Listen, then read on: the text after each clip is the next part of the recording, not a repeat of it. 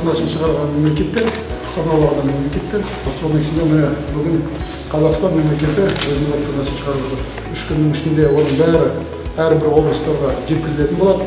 Келесі жұмада алғашқы вакцинаны Алла қаласа бастайтын боламыз. Дүниежүзінің түкпір-түкпірінен керекті құрал-саймандар алып келіп жатыр.